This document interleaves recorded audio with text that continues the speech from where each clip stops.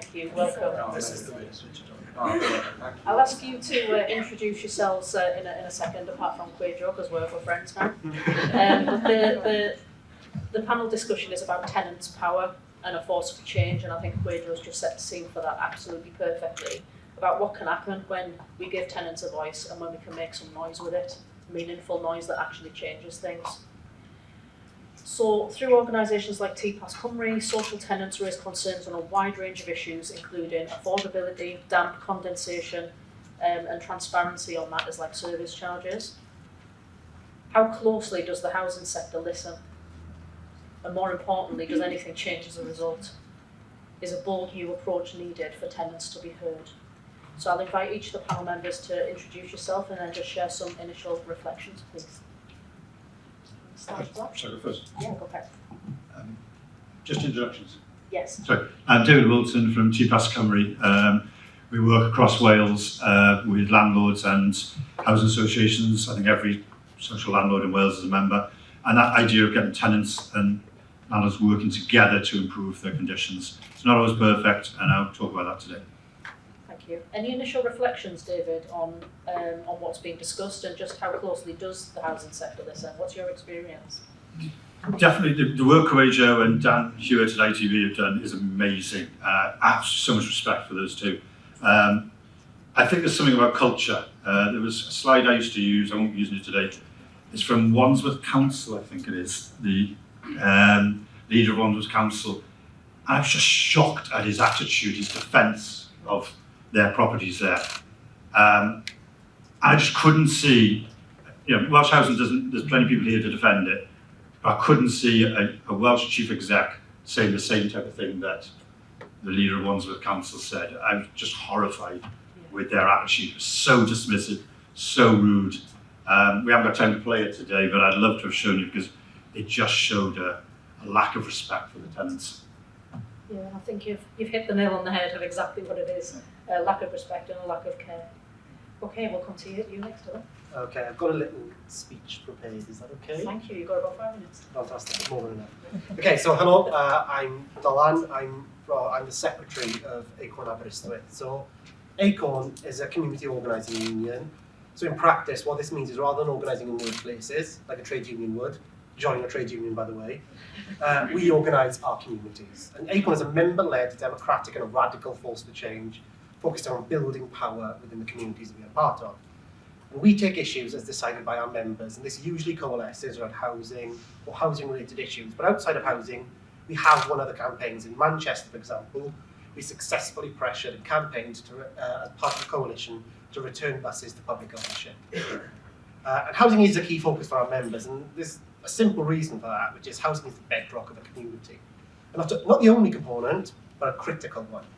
And we advocate and practice a direct action approach as our primary tool, with secondary lobbying and policy advocation. So Acorn Cardiff, if anyone's familiar with the work they do, is a perfect example of the kind of melding of those two approaches.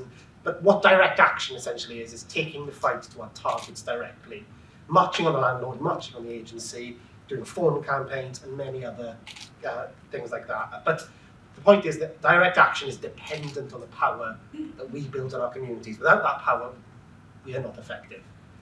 So like I said, the foundational principle is community organising. So our members collectively come together to work on organising our communities, to be more aware, so first of all, to be more aware of the issues around the communities, to think what they can do about it, and then finally, the crucial step, to organise them into direct action. That can be a march on the landlord, that can be a protest, that can be leafleting, door knocking, or a myriad of other things of basically getting up and doing something. And we advocate that direct action is, when done right, one of the best forms of pressure. It wins individual cases, but it also wins the hearts and minds of our community, and making a community more aware of the issues around it, and more willing to do something about it. Every time someone stands up, and the community stands with them, everyone is strengthened. Every win builds power, and the more power we build, the bigger the campaigns we can take on. This is where we differ from the brilliant work that charities and other organisations do. Our point is to empower individuals to stand in solidarity with each other, collectivising and strengthening their power to take on those who don't have their best interests at heart. So just to quickly wrap up, so having explained the basics of what we do, we have a solution to the housing crisis, and it's not a panacea, but it hopefully works. but it's rooted in our communities. And it is the demands of our communities that we organise around, therefore. The first level is more local, taking on bad landlords, agencies directly. Not only does this hopefully fix the individual members' issues, but we hope it will encourage the landlord to be better in the future. Furthermore, as I said previously, each win feeds into the whole. Each win brings us a step closer to a community that will not tolerate exploitation. And as Manchester shows, there are more macro things we can do along the way. Direct pressure on lawmakers, politicians, board members, and various other vested interests can be a very powerful tool to give them the kick up the arse that they sometimes need to not just talk the talk, but to walk the walk. So the housing system, encompassing private landlords, emergency accommodation, support agencies, public and private associations, and the governmental policy framework that encompasses it all, is, to our mind, a slow and a lumbering beast. And while the regulatory framework must exist, it doesn't often do much to address the individual concern of tenants, those fleeing DV, homelessness, drug and alcohol issues, and a myriad of other things that day to day can do so much good or so much harm to people. And this is no reflection on individual workers. I know from experience how hard it is for drug and alcohol workers, refuge staff, housing officers, social workers, and the myriad of other titles that exist do to support people. But we exist to do something different. We exist to stand in solidarity with our members, encouraging them to build the confidence that they need to stand for themselves and to get their issue solved. But fundamentally, I'm at the end now, don't worry. Fundamentally, if we're going to do any of the many, many things that need doing, it comes back to what I said at the start, and I think you said as well, which is building the power of our communities.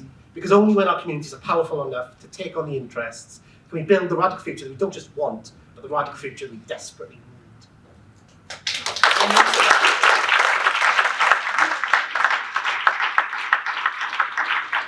Thank you, Dylan, for that impassioned introduction.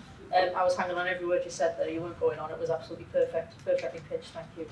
And next I'll come to you, Dave. Do you want to introduce yourself and give us a bit of context? Thank you. I am just humbled by being in this passionate company, because these are passionate activists and I'm not.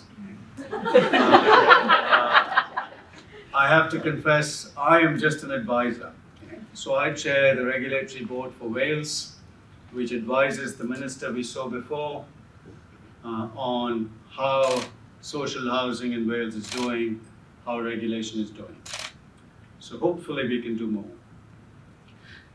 But I think when I was thinking about these impassioned speeches, I was just reminded of my experience last night when I came to stay in this hotel. Okay.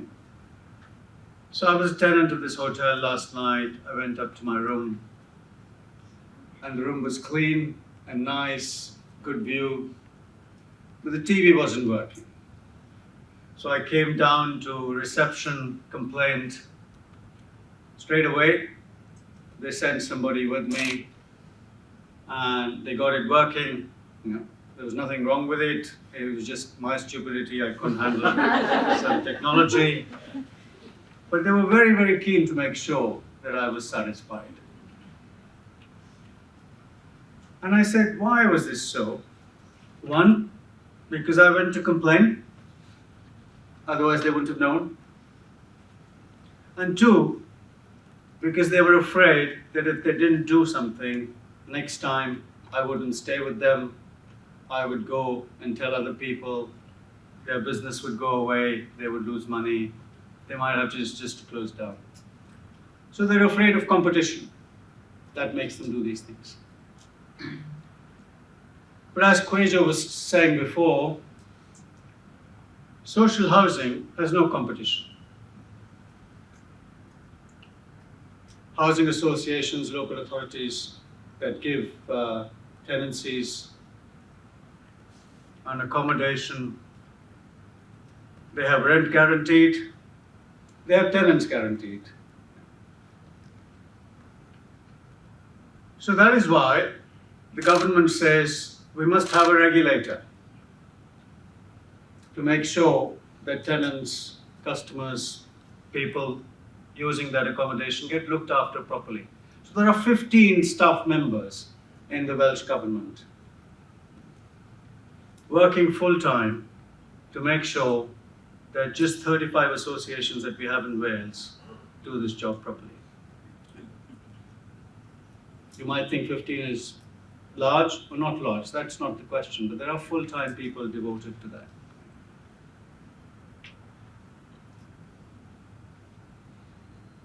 But just recently, the Welsh Government have themselves released a survey of all their tenants in Wales in living in housing associations. What does that show?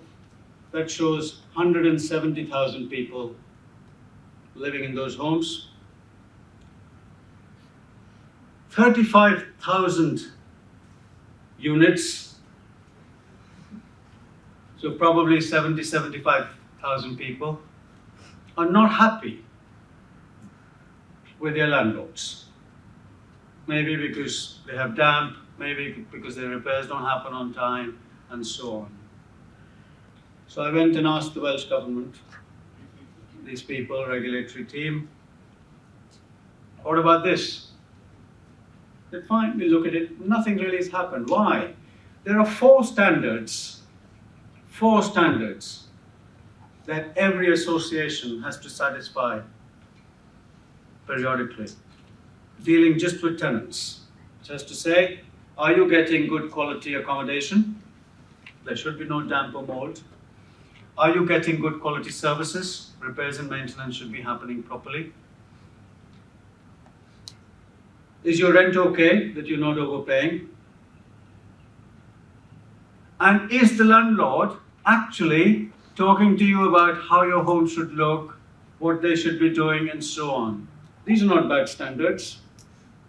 But in the last few years, not a single housing association has failed any of these standards. That is my information. So I hope housing in Wales, as it appears, is in much better quality than what you were showing, but I actually don't know. So if I have a message for all of you, there are just two rules, thinking about what I did with Village Hotel. One, complain if you're not happy.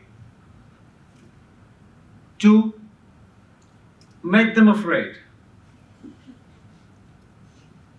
So complain to the landlord first. If the landlord doesn't listen, go to somebody they're afraid of, which is the regulator. Go to the Welsh Government. If the regulator doesn't listen, come to my board, because they're supposed to be afraid of my board. If we don't listen, go to the minister. The minister doesn't listen, go to somebody she listens to. We can all imagine who that might be. And those of us here who can help people complain, if they're not happy, just please do help them. Because I have to tell you, officially, Welsh Government's social housing is in very good shape. Thank you. Thank you, Dave.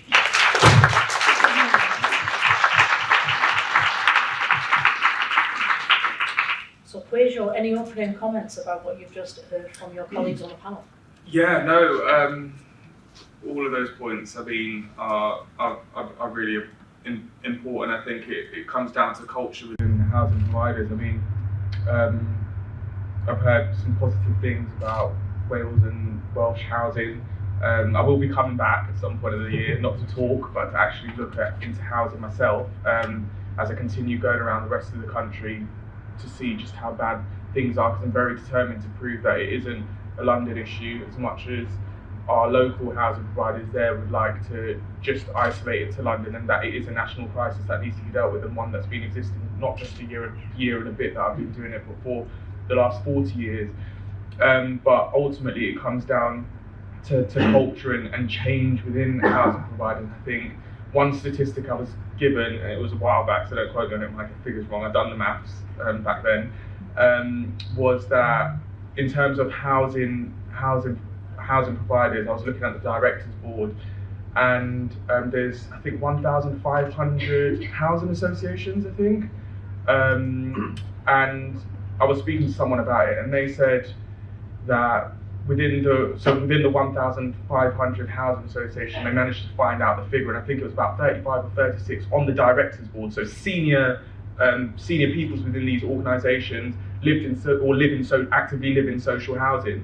And then I decided to do the maths with that and said, well, for those housing associations, if on average there was 12 senior people within each and every directors boards, that's around 18,000 about 18,000 people, and for only 35 of them to be actively living in social housing. I thought there must be some sort of problem, because how can you be or understand or be truly representative of social housing tenants and really understand them if there's no one within these organisations that actively live in sort of those conditions and able to feed that back? And there's this stigma with social housing tenants, and I think it was a stigma that my housing association definitely had of me. That's why they ignored me for so long, and that was that your or not even just housing providers, but just people in general have had this stigma of social housing tenants being scroungers, not doing anything, not knowing anything, just leeching off of the government, and it's completely wrong, because what they have is lived experience. They know what it's like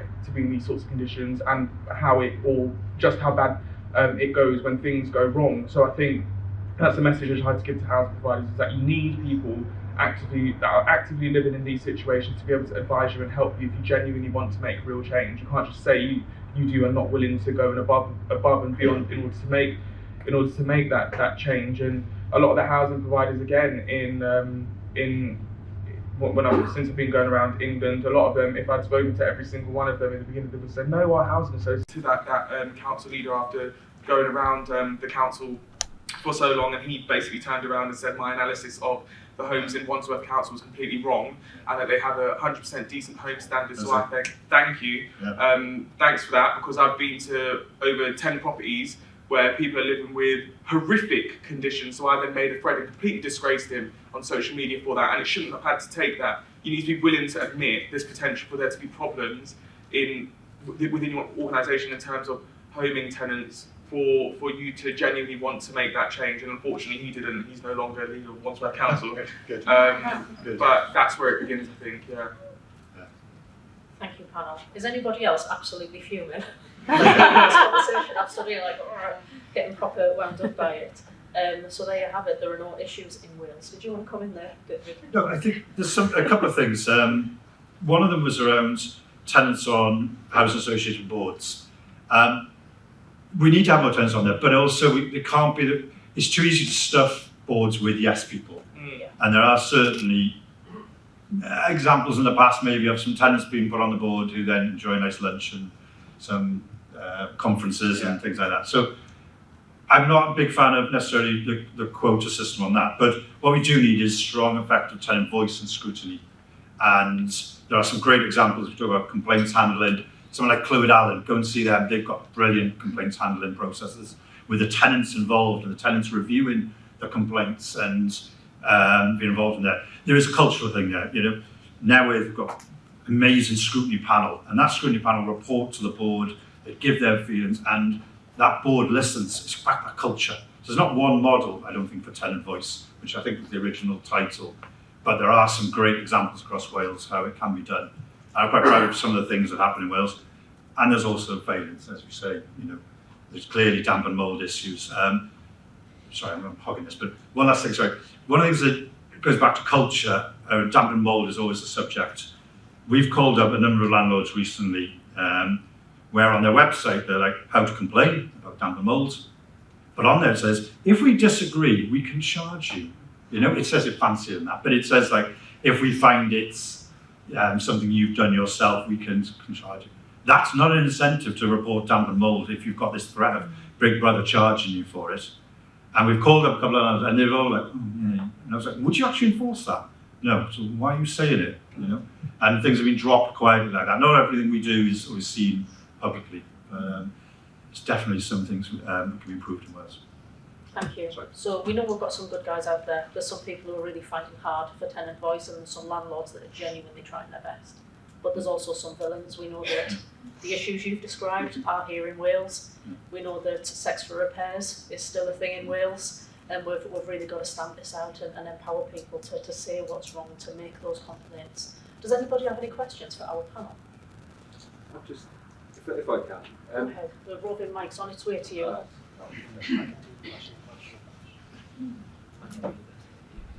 Yeah, I'm going to get feedback. That's all right, I'll just say that. Just on the tenant versus customer sort of, the naming, obviously we're going to go to contract holders, most likely with renting homes. It's just really trying to establish the panel sort of preference, really. in terms of that. I work for Pobble, we previously used Tenants proudly. We changed to customers, and I think that was a mindset thing in terms of this is your customer, the customer is right, listen to them, they're your customer, so therefore you should be doing everything you can to please that customer. And that was the mindset that we had. And you know, the example you've given in the village, you were a customer of this hotel, so the customer's right, we're going to listen, we're going to do that. So I think the aiming of the phrase was to try and professionalise and make people realise actually that you've got a customer there, a paying customer, rather than a tenant. So it's a tricky one to understand where we land on that. So I'd just be interested really in terms of, well, all of you, what you think. Ahead, David. Sorry, I'm jumping. Instead of asking maybe us, I polled Tenants on this. Yeah. And actually Tenants still came up number one because it was a right that Tenants fought for, and it was still number one. Number two was resident. Yeah. Customer came third, and contract holder just didn't even score. And I think it's been I don't know what's government intended it, but we're already starting to hear people going to rename tenant groups into contract holder things. The tenants wouldn't even score it, they were just horrified by it, and please do not adopt that. I know you have to legally with your documentation, but nobody wants to be called a contract holder. It was Tenants was number one by quite a way. Deep, do you want to go next? I think I'm personally not too fussed, okay, because I think the reason I use these terms interchangeably is not to dehumanize them, but we have to recognize that a lot of people in social housing are leasehold owners or tenants or shared owners as well. And to them, sometimes just using the term tenant may not encompass their condition, as long as the intention is right. Yeah? So that's why in England, for example, some people start saying resident. I'm personally not too bothered because sometimes people can get hung up on terms. So I think, listening to your wonderful talk, Kwajo, I was reminded that in regulation, in Wales and in England, for example, a term is used co-regulation. What does co-regulation mean? That regulation happens in partnership with the landlord. So housing association and the government here, housing association and the regulator of social housing in England are in partnership. So the main thing that it translates to is that annually the association sends a self-assessment to the regulator. Okay. And the self-assessment has to have everything in it. The regulator mainly looks at that and regulates. So as you were saying, if they haven't looked at customers or other people's views, they might not be getting the right picture. Okay. So one has to be very, very careful sometimes with those terms.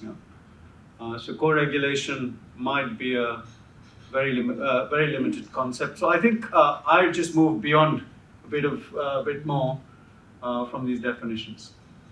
Thank you. Does anybody else? And just another point I wanted to make, sorry. Inspections. I think what you're achieving in England is excellent. But might it come as a surprise to people, in Wales, like in England, there has always been the possibility of inspections in the Act. Even today.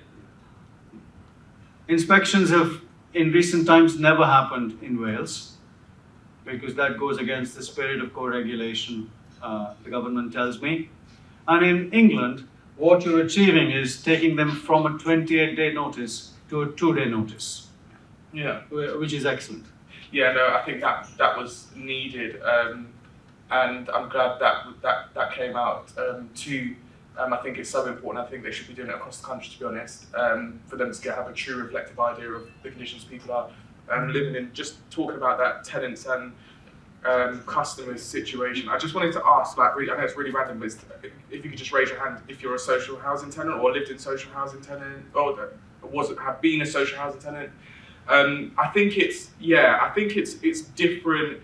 It ranges. I mean, people's perspective ranges. Whether if you haven't lived in social housing, and from a business perspective, it might not necessarily reflect the mood of a tenant. And I've spoken to the people that I've come across. I always refer to them as either a tenant or a resident. But there's always the issue with the term customer, and I've heard it time and time again. And something which I got from my own housing provider. And again, I feel like it separates you from what it is that's happening. And I mean, like I said, if I was a customer at this hotel and I had bad service, or immediately that I got here and it was absolutely terrible, I could then go and complain and I could leave and I could go to the Premier Inn up the road or Holiday Inn, or there's other providers that I could go to. Whereas within social housing, you're not that lucky. You don't have that opportunity. Where you go is where you're told you have to stay. So I think that's the difference, and that's how social housing tenants see it. Is that fundamental bit there?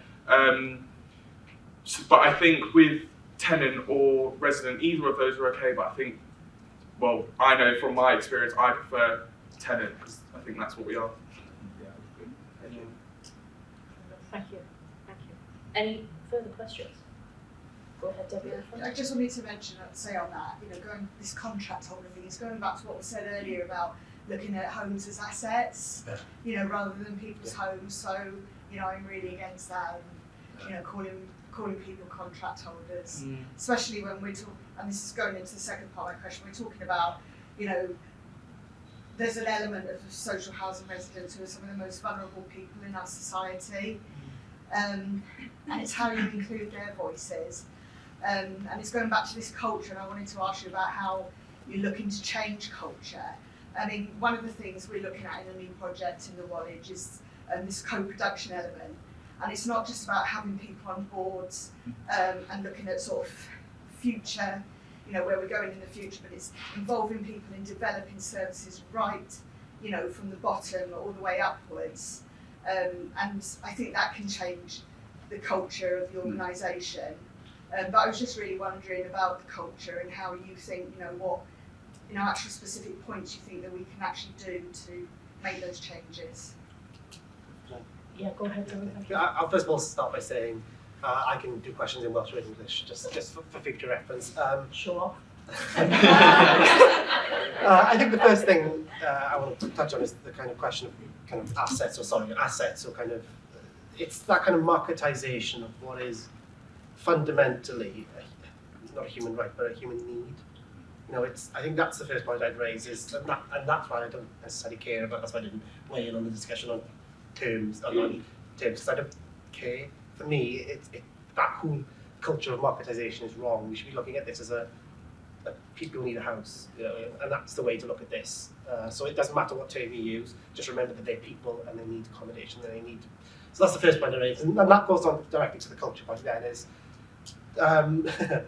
The phrase is often a thing we often say in Acorn Aberystwyth is that for too long the government's been afraid of landlords, and it's time to make them afraid of renters.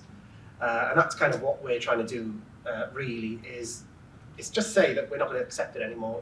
That could be a culture of caring and working together. But for what we see in Aberystwyth, or what we see, that's not necessarily the reality. What goes on. So what we need to do is essentially say to landlords, well, either you behave or we're going to come after you. You could do that through regulation, or you could do that through direct action. And that's really, for me, what matters here. Terms don't matter. What matters is that people who are living in these conditions, or living in some of the worst conditions ever, need a voice. And we work in Acorn Aberystwyth on a community basis. I'm neurodivergent myself, I'm autistic, and I get amazing support from Acorn Aberystwyth. That bringing in those voices from around the community, that's what matters. And really just telling people you have power. Individually you might feel alone, but together we have power, and together we can take on anything. And that's really the culture that we need to have. Yeah, because there will be some people in society that will always need an advocate. Yeah. But in an ideal world, really, we want to get to a situation where we don't need a Kwajo.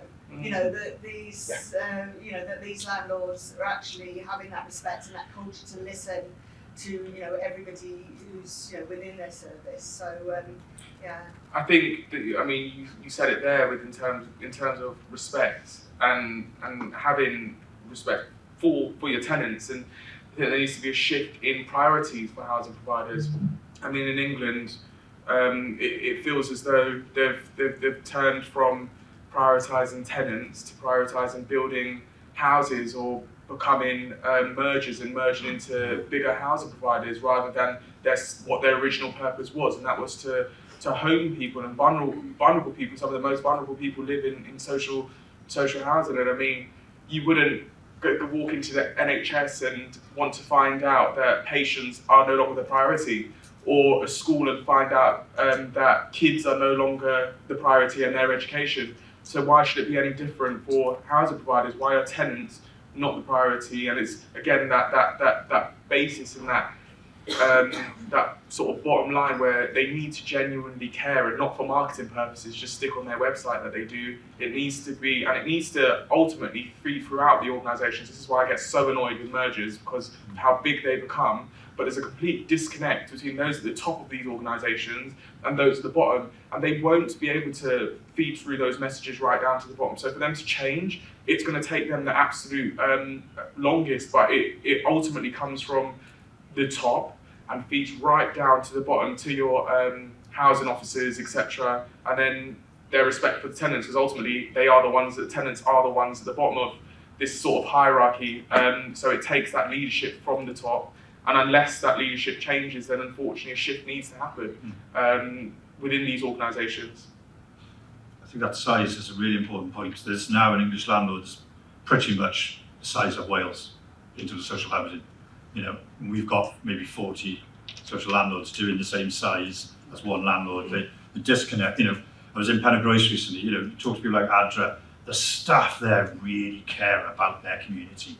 As in Merthyr Valley and as in Cynnon and everything else, I like the commitment they have. We still have a certain amount of community-based landlords, and I think it's really important that they're part of that community and they recognise their place as a major employer in their community as well.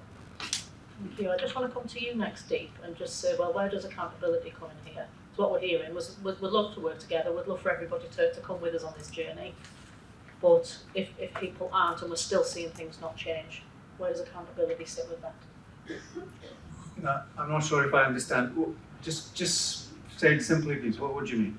If we're trying to collaborate with people to improve standards and that collaboration still isn't happening, where next? Where does accountability fit with that? I think one action at a time. I can just go back to what I said previously. You know, complain and make them afraid, one case at a time. And that's how culture will change. That's how you get accountability. But if you don't say anything, you can't blame other people for not listening. I have to tell you, you know, as David said just now, I'm sure there are many landlords who are excellent, community-based landlords, and others, even larger landlords in Wales, are doing a very good job. You know, so all the official information says everyone's doing a great job. They're passing those standards regularly, those 4 standards. So if you go to the Ombudsman in Wales, not even 200 complaints come to them a year from 250,000 properties, say 500,000 people living in those properties. So either people are not complaining if they're unhappy, or people are not so unhappy. So I think I would just say, if you're looking for greater accountability, just go one action, one complaint at a time. You know? While I, sympathize with all these things about voices, and I think saying general things have much less impact. If you specifically say, here's a photograph, here's a case, somebody's not being looked after properly. I'll come to David first and you. I slightly disagree on that about complaining. One of the cultural things we have in TPAS Cymru, and it's not unique, other people have it, is the find the silence. And Welsh Government talk about this, which is if you've got a high-rise that's got something wrong on the 3rd floor and something wrong on the 5th floor with leaks, you've probably got something wrong on the 4th floor as well. You know, it's that find the silence. The work we did on floored, some of you are familiar with, where we campaigned around flooring in social housing, and it's now in Duration Grass 2. That came from listening to a single parents forum. And it was a Facebook group, one of our team involved in it, and she's listening and seeing different things that are happening in communities, in chat sites, finding that voice that isn't complaining, and using that and going, right, there's an issue here. So I'm not sure it's about everyone has to complain. I think we've got a duty as a sector to go and find that silence, the people who aren't complaining. I'm going to quickly touch upon, in terms of the Ombudsman, I don't know how it works in Wales, but so for example, I've spoken to loads of people in London and around the rest of the UK that has complained to the Ombudsman, and what they find, a lot of them haven't complained to the Ombudsman, and the reason they don't complain to the Ombudsman is because of how drawn out and how long the process is in terms of getting a response. So a lot of the people are living like the situations that I highlighted and I shared, for example. These are emergency situations. In some of the cases that I've spoken to where people have complained to the Ombudsman, they've been waiting over 2 years. A disabled lady, for example, was having to sleep on her sofa because her ceiling had collapsed due to a leak. She had gone through the Ombudsman and complained about it, had to wait 2 years, and at one point, and luckily enough, she worked for a housing association prior to that. So what happened was the Ombudsman was then going to dismiss her case and said there wasn't really any grounds for her to continue with the case, and what she had to do was pull up the housing association's policy and literally highlight where the housing provider had failed and why the Ombudsman needed to deal with it. And luckily enough, both of her cases were then upheld. But I mean, it comes to the time frame too, especially when people are dealing with emergency situations like this, but also in terms of, and something I've been discussing with the government again, is with the regulator, their willingness to enforce deterrents or sort of penalties for housing providers that are clearly breaching, and when I say breaching standards, this is basic human rights. I mean, it's a basic human right for people to have a decent and safe home, but for so many it's broken. And I don't think, well, in terms of, and that's why I raised it, in terms of the Ombudsman and my regulator, in years past, they did enough to enforce those sorts of deterrents. And if there's no deterrents there or penalties, then why should landlords feel that they need to do any of this? Because realistically, they don't. They know they can get away with it. So why bother? Why do that extra work if it's not directly affecting them? And it's that whole culture of, well, it's not affecting us directly. We're not having to live in those conditions. So why should we do anything about it, really? So it's a bit of.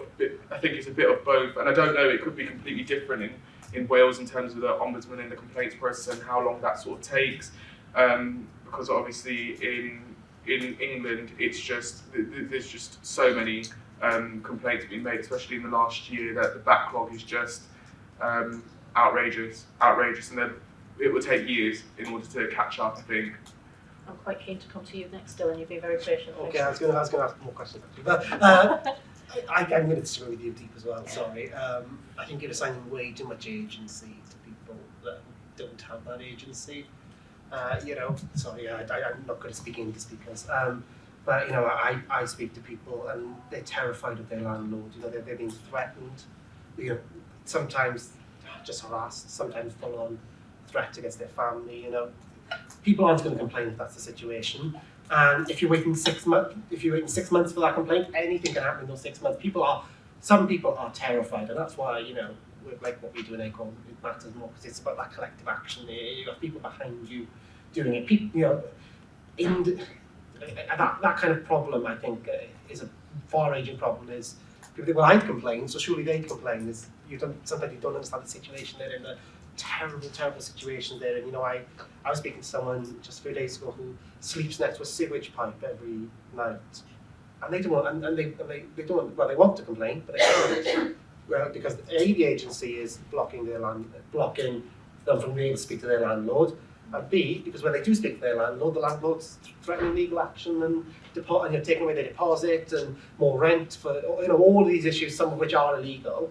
But the landlords feel like they can get away with it. So I think you are assigning way too much individual agency to people, and we've got to look for the silent ones. Really, that's really the point. So the processes are there, people can't necessarily engage with that. I'm just going to take a question from this side of the room, please. Go ahead. Hi, so my name's Watkins and I head up the Housing Condition Evidence Programme at Welsh Gov. Please don't hate me at this point, okay?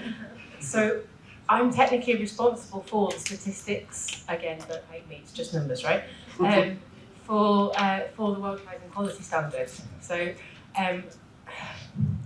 the videos you showed, are there genuinely places like that in social housing in Wales? Yes. Because my numbers don't tell me that. Yes.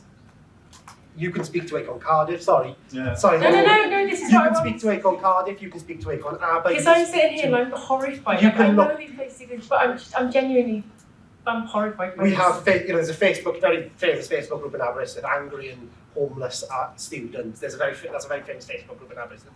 And the conditions, they're awful. You know, I spoke about the sewage pipe thing earlier. That's the least of it. We've got people living in damp, we've got people living in disrepair, we've got people living in buildings that are 200 years old because of Aberystwyth. And they're in shocking repair, but because they're students and they're a rotating market, they can, landlords can get away with it. And that is unacceptable. It exists, and it's being spoken about, but it's not going through. It's not going through the regulations. It's not going through the ombudsman. It's going. That's not the way people complain about these things. Okay. A, because they're too afraid. B, because they can't live long term. Okay. You said social housing, and I think there's a big issue with that is PRS. a big difference, yeah. Yeah. So There we- are social. some in social housing. Without a doubt, there was certainly, I don't want to go on landlords, but there was certainly a valley landlord that have now thrown quite a bit of resource looking at damp and mould in their social housing, because there was, I don't know if it was to that standard, but certainly a lot of failures. I think we're in danger of social housing and PRS in one mix, and the PRS, there's some shocking stuff. Yeah, I was Yeah. expecting it from PRS, not so much the social. Okay, so I have got, right, and I've got one more plea, I promise. I'm sorry I've kind of pinched this. But so the Welsh Housing Quality Standard 2023 is out for consultation at the moment, and that's the standard for social homes in Wales. So if you've got ideas of how we can make sure that the data we're collecting is going to work, and that we can independently verify it, or we can ask for the right sorts of bits and pieces of information, all that sort of stuff. The consultation for the standard is out at the moment, so it's just proposals at the moment. It's not nothing set in stone. But like you say, flooring, I've worked on this a lot. It I'm better be very set in passionate stone. about this one. But it's out, so if you can think of ways that we can make sure that social housing providers who are reporting their stats to us that they meet it are actually doing that, please fill in the consultation and tell us. Thank you, that's a great call to action. I love call to action at a conference, it makes me very happy inside. I'm going to come over to Joy next, who would like to ask the next question. Over there, straight at the top. Sorry. I'm writing it down because I'll know I forget it. And I think I have to echo what you've said, Lindsay. When you see images like that, your heart does break and your heart goes out to people, I have to say that. But I may be speaking from my own weariness right now, but I feel a little bit like this morning we had a lot of local authority bashing, we had a lot of private rented sector bashing, we're getting a lot of housing association bashing, and I know that we all get things wrong some of the time, but actually we need to learn from the good stuff. So I just want to know, and I to ask, where is the good stuff happening? Where have you seen the good stuff? And how can we learn from that, and what can we do? Amazing question, thank you. Hannah, who wants to start? Go ahead, David. I've mentioned already things like Clywyd Allen with complaints handling. Ty Calon are doing some really good work with damp and mould and things like that. So there are certainly, we see across social housing, some great examples. I say the Newydd Tenant panel, I've appeared before and they absolutely ripped me apart. I think Stefan's in the room as well, he was part of that meeting as well. So there are some great tenant engagement examples, tenant involvement examples. And yeah, I'd happily talk about any of those to anybody individually at any point. I think with the PRS sector it's a little bit different. I think there's a need for people like Acorn, there's a need for I think some more enforcement, whether that's local authority, Pennsylvania Wales, in order to maybe bring up those standards, and that's where you need more law, regulation I think, sorry. But no, there's good practice out there, don't get me wrong. I see it every day. And it goes back to that culture as well. I don't think some of those chief execs would say the same thing as the leader of Wandsworth Council said. You know, they'd be horrified if some of that stock was theirs. Thank you. Any other responses? Go ahead, Dave. I think the Welsh housing quality standard is very important. The government itself did a survey of housing associations some time ago on building conditions, and just 1,000 homes at that time out of over 170,000 had any damp or mold issues.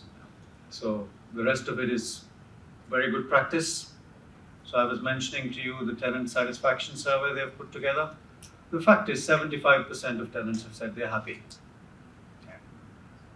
So it's just a minority have said they're not happy. Final Yeah. word, Kwajo?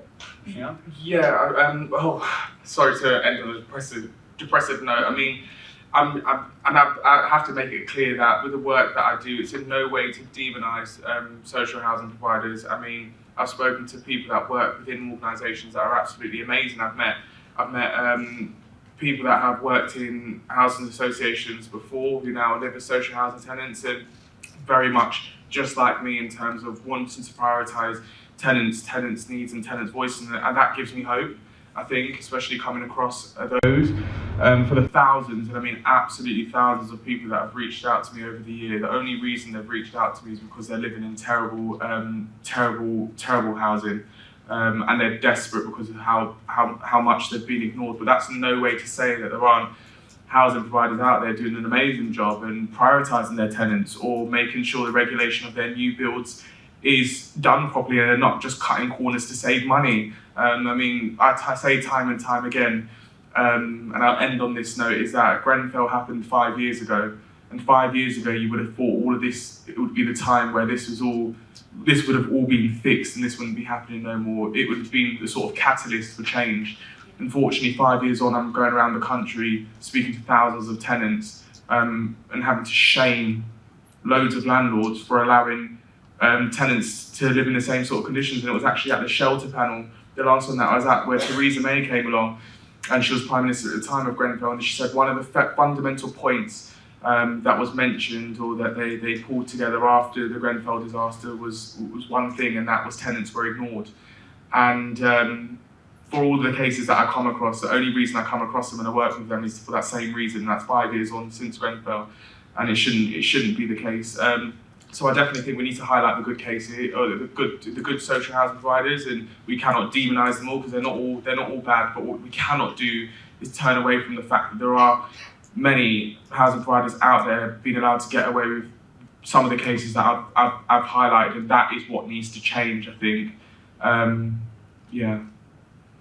Thank you. What a rich discussion. Disagreement on the panel. I like that. I like that. Thank you for taking part in that discussion. Can we just say a massive thank you to our panellists, please?